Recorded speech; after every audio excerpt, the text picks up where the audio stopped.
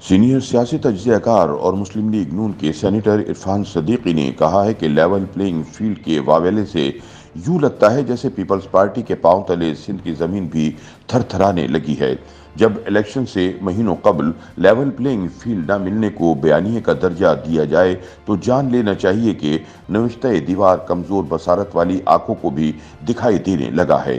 اپنے ایک کالم میں عرفان صدیقی کہتے ہیں کہ لیول پلینگ فیلڈ یعنی انتخابات میں تمام جماعتوں کے لیے یکساں اور منصفانہ مواقع کا مطالبہ پیپلز پارٹی کی طرف سے سامنے آیا ہے۔ عام طور پر اس طرح کا واویلا انتخابی نتائج سامنے آنے کے بعد اس وقت اٹھتا ہے جب جاگتی آنکھوں کے ست رنگے خواب چکنچور ہو جاتے ہیں اور اولین نتائج کے ساتھ ہی ایک دل گرفتہ سی شام ہارنے والوں کے اجاڑ خیموں میں آن اترتی ہے۔ اس کی سب سے واضح مثال 2013 کے انتخابی شکست کے بعد عمران خان کا آتش فشانی رد عمل تھا۔ خواب تراشوں اور پیغمبرانہ تمکنت کے ساتھ الہامی لہجے میں پیش بینی کرنے والے مبصرین نے عمران کے دل و دماغ میں نقش کر دیا تھا کہ ایک بے پناہ طوفان بحر عرب کے ساحلوں سے لگا کھڑا ہے جو 11 مئی کو اٹھے گا۔ نواز شریف سمیت سب کو خس و خاشاک کی طرح بہا لے جائے گا۔ تو فلاں خود معاملہ کو لگام نہ ڈالی جاتی تو عین ممکن ہے کہ وہ سب 2013 میں ہی ہو جاتا جو 2018 میں عمران خان کے لیے کیا گیا۔ انتخابی نتائج کے بعد دھاندلی کا واویلا ہارنے والوں کا شیوا رہا ہے۔ سیاسی جماعتیں اپنے حامیوں کی تالیف قلب کے لیے اس طرح کے جواز تراشتی رہتی ہیں، لیکن جب یوم انتخاب سے مہینوں قبل ہی لیول پلینگ فیلڈ نہ ملنے کو بیانیے کا درجہ دے دیا جائے تو جان لینا چاہیے کہ کسی متوقع افتاد کی آہٹ ابھی سے محسوس کی جانے لگی ہے اور جعلی حروف میں لکھا نوشتہ دیوار کمزور بصارت والی آنکھوں کو بھی دکھائی دینے لگا ہے۔ عرفان صدیقی پوچھتے ہیں کہ پیپلز پارٹی ایسا کیوں کر رہی ہے؟ کیا ملک کے طول و عرض میں اس کی مقبولیت کی دل پذیر ہوائیں چل رہی تھیں جو اچانک راستہ بھول کر رائے ونڈ کی طرف نکل گئی ہیں؟ کیا رائے عامہ کے جائزے اسے پاکستان کے عوام کی پہلی ترجیح بتا رہے تھے؟ کوئی وجہ تو ہونی چاہیے کہ وزارت عظمیٰ کی پالکی بلاول ہاؤس میں اترتے دیکھنے لگی تھی کہ یکایک سارا کھیل بگڑ گیا۔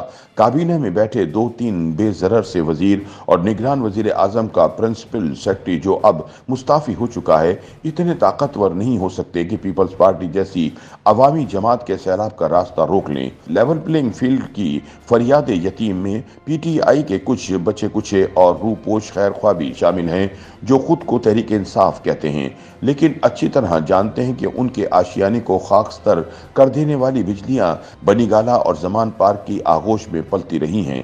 9 مئی ایک سوچی سمجھی سازش اور بھرپور منصوبہ بندی کی کوکھ سے پھوٹا۔ آج جو قیمت پی ٹی آئی کو ادا کرنا پڑ رہی ہے وہ 9 مئی کی بھیانک واردات کے مقابلے میں کچھ ایسی بھاری نہیں۔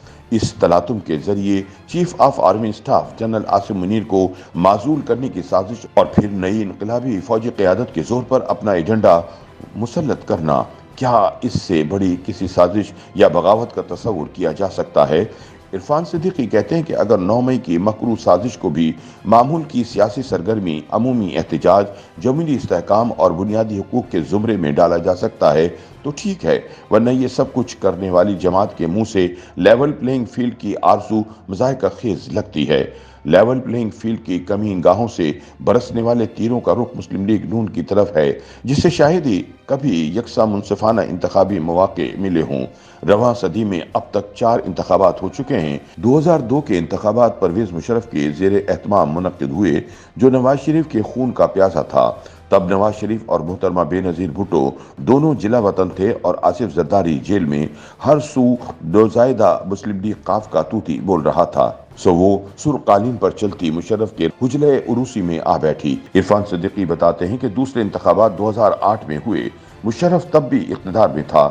اس کے ایما پر جنرل اشفاق پرویز کیانی اور محترمہ بے نظیر بھٹو کے درمیان معاملات طے پا گئے۔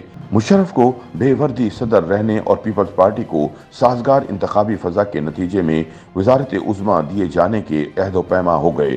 नवाज शरीफ जिला वतनी तरक करके वतन वापस आया तो उसे एक बार फिर जद्दा भेज दिया गया। मुफाहमत के नतीजे में मुहतरमा पाकिस्तान वापस आ गईं तो सऊदी अरब ने नवाज शरीफ को पिंजरे में बंद रखने से इनकार कर दिया। नवाज शरीफ इलेक्शन से चंद दिन कबल वापस आ गए। NA 120 से कागजात नामजदगी दाखिल कराए जो मुस्तरद कर दिए गए। शहबाज शरीफ भी इंतखाबात से बाहर कर दिए गए। लेवल प्लेइंग फील्ड पर हैवी रोलर फेर कर पिच पूरी तरह तैयार कर दी गई। मोहतरमा तो शहीद हो गईं, लेकिन पीपल्स पार्टी ने इंतखाबी मौके से भरपूर फायदा उठाया और इक़्तिदार में आ गई। तीसरे इंतखाबात 2013 में हुए, तब आसिफ अली जरदारी सदर थे। बड़ी हुनरमंदी से उन्होंने अपने करीबी दोस्त मीर हजार खान खूसो को निगरान वजीर आजम के ओहदे पर बिठाया। चारों निगरान वज़राए आला भी उनके नामजद करदा थे। मोहतरमा के मिलिट्री सेक्रेटरी रहने और सदर आसिफ जरदारी से 3 साल की तौसी पाने वाले अशफाक परवेज कियानी आर्मी चीफ थे। प्रोजेक्ट इमरान खान की कमान जनरल पाशा से जनरल जहीरुल इस्लाम को मुंतकिल हो चुकी थी। ये थी वो लेवल प्लेइंग फील्ड जिसमें नवाज शरीफ ने इलेक्शन लड़ा और वजीर आजम बना। इरफान सिद्दीकी कहते हैं कि चौथे इंतखाबात 2018 में उस वक्त हुए जब नवाज शरीफ और इसकी बेटी अडियाला जेल में कैद थे। जनरल बाजवा प्रोजेक्ट इमरान खान के सुनहरी बुजरे पर सवार हो चुके थे और मुल्क मुस्लिम लीग नून के लिए जलता बलता रेगिस्तान बना दिया गया था। इसके बावजूद उसने ना लेवल प्लेइंग फील्ड की दुहाई मचाई, ना बाइकआउट किया। इंतखाबात 3 माह दूर हैं और पीपल्स पार्टी यूं मातम कुना है जैसे यौम इंतखाबात की सोगवार शाम अभी से उसके आंगन में उतर आई है। जरखेज मौसम में चरागाह की सबसे शादाब और मुअत्तर घास से शिकम शेर होने के बावजूद रुत बदलते ही अपोजिशन का रूप धार कर 16 माही इक़्तिदार पर तबर्रा भेजना, मुश्तरका मफादात कौंसिल में नई मरदमशुमारी के मुताबिक इंतखाबात की खुश दिलाना, तायद और हिमायत के फौरन बाद फौरी इंतखाबात के नारे लगाना तकाज़ाए सियासत सही, लेकिन लेवल प्लेइंग फील्ड के वावेले से यूं लगता है जैसे PPP के पांव तले सिंध की जमीन भी थरथराने लगी है।